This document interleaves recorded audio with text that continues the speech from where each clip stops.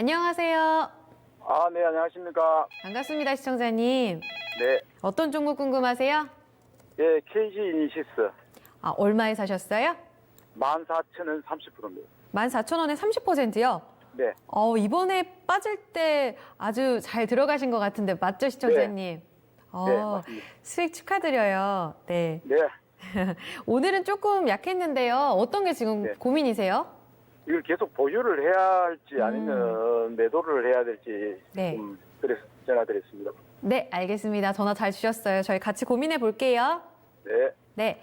고민 되실 것 같아요. 바로 직고점 22,000원 부근까지 왔는데 오늘 또 휴대폰 결제 단알이 굉장히 또 강했었잖아요.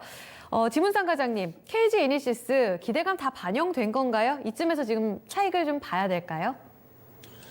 그렇지는 않은 것 같습니다. 저는 조금 더 좋게 봐야 될 거라는 생각을 좀 갖고 있고요. 네. 거기에 대한 가장 큰 이유는 회사는 지금 코로나 바이러스 이후로 이제 실적에 대한 부분들 좀 가시성이 조금 더 좋아지는 그런 흐름을 보이고 있습니다.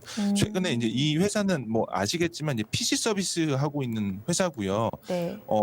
국내 유일한 경쟁사라고 하면 NHN 한국사이버결제거든요. 나머지 뭐 다날 같은 경우는 이제 모바일 쪽이기 때문에 네. PC 쪽이랑은 조금 개념이 약간은 좀 다른 흐름을 보이고 있습니다. 근데 지금 이니시스가 조금 약간 바뀌는 그림이 있어요. 그러니까 장단점에 대해서 제가 좀 말씀을 드리면 네. NHN 한국사이버결제의 경우에는 이 과거에 이제 대형 결제사인 이제 네이버 물량을 이니시스가 하고 있었는데 NHN이 아무래도 네이버 쪽이다 보니까 NH 쪽으로 갔고요. 그리고 이제 추가적으로 NHN 한국사이버결제 같은 경우는 거의 대형 법인이라던가 어떤 대형 고객사 위주로 진행이 된다면 이니시스 같은 경우는 이제 중소형 개인 개별 사업자들 위주로 하다 보니까 아무래도 이제 매출은 조금 줄지만 수익성은 한국사이버결제보다 훨씬 더 좋아지는 현재의 그림이 나오고 있고요. 두 회사 모두가 아무래도 언택트 관련된 어떤 소비의 직접적인 수혜가 나올 가능성이 좀 높아 보이는 게 저의 개인적인 생각입니다. 네. 특히나 이제 이니시스 같은 경우는 글로벌 결제 서비스인 이제 애플 쪽을 고객사로 좀 두고 있고요. 최근에 뭐 넷플릭스라던가 스타벅스 결제 같은 경우도 이니시스가 현재 진행을 하고 있기 때문에 저는 되려 지금 구간에서는 좀 프리미엄을 좀 받아야 된다라고 저는 개인적으로는 생각을 하고 있어요. 다만 이니시스 같은 경우는 한국 사이버 결제랑 조금 디스카운트를 받는 이유가 이 이니시스라는 그 KG 그룹이 좀 몇 개 이렇게 뭐 째잘째잘한 쓸데없는 좀 M&A 좀 많이 했습니다. 뭐 사실은 본업이랑도 좀 상관이 없는 그 KFC를 인수를 했고 그리고 교육 사업인 KG 에듀원 이런 것들을 좀 인수를 하다 보니까 네.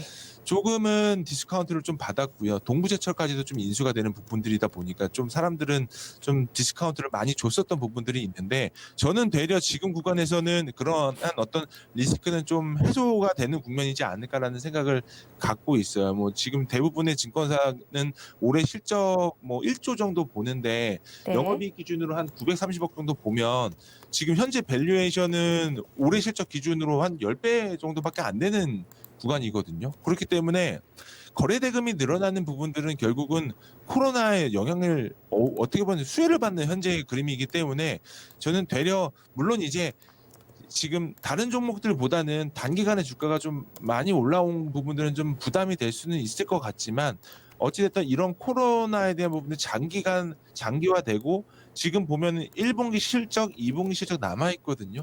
그러니까 결국은 결제액 늘어나는 부분들이 결국 실적에 반영이 되는 그런 그림이 있을 경우에는 네. 되려 실적 프리미엄은 그 코로나 수혜에 관련된 어떤 프리미엄은 저는 충분히 시장에서는 받을 수 있을 거라고 저는 생각은 들고 있습니다. 그렇기 때문에 네. 지금 단기간에 주가가 올라왔었던 부분들로 인해서 아마 시청자분께서 이게 트레이딩 관점으로 들어오셨다면 저는 그 정고점 부분에서 좀 일부 매도를 하셔도 괜찮을 거라고 생각이 들고 있고요. 네. 중장기적인 컨셉으로 가지고 오셨다 하더라도 네. 한 번쯤은 잘라 보셔도 나빠 보이지는 않을 것 같아요. 근데 다만 큰 흐름으로 봤을 때는 저는 좀 올해는 어찌 됐든 간에 시장에 대한 어떤 재편이 나올 가능성은 저는 항상 염두를 해둬야 된다고 생각이 들고 있거든요. 그동안 그 경기 민감주들 특히 뭐 IT라던가 2차 전지 이런 어떤 네. 경기 민감주들이 주도주가 계속 좀 편입이 됐었던 부분이라면 네.